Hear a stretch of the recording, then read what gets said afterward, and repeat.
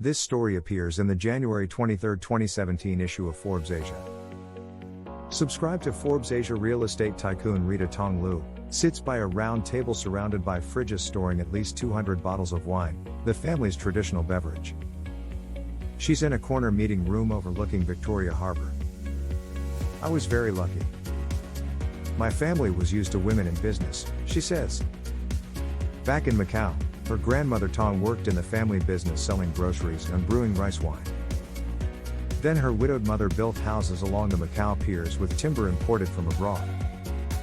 Today Lu, 68, a devout Catholic who radiates a motherly warmth and laughs loudly, controls a vast Hong Kong property portfolio. She debuts on Forbes Asia's list of Hong Kong's 50 wealthiest this year with an estimated fortune of $2.7 billion. Lu is one of a dozen big-time, usually anonymous local property investors who hold their assets privately and rarely buy or sell. They are not punters, and they may look at the market that institutional players are not interested in, says Antonio Wu, Collier's deputy managing director in Hong Kong. They can hold assets for a longer term.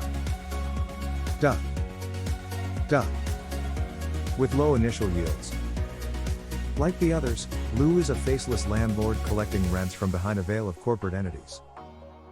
"We hold for the long term," she says. "When we do sell, we trade up for better properties with the money we get."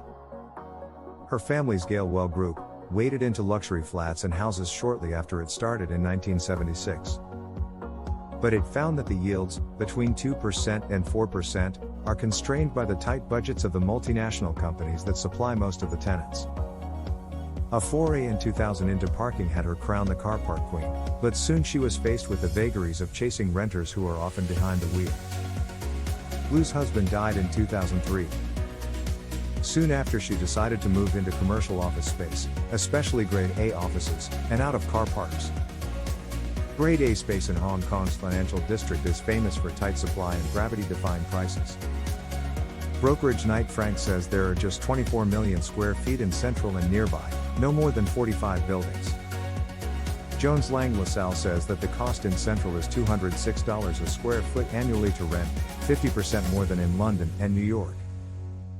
The move paid off. Her stable includes entire floors in Grand Millennium Plaza, Shun Tak Center, Far East Financial Center, Lippo Center and the Admiralty Center, and all of the China Insurance Group building in Austin Plaza. She owns 6 entire buildings.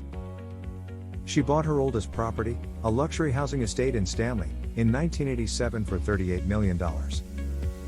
With the recent buyout of the last owner of a unit, she owns the lot, a status qualifying for a 20% premium on the value.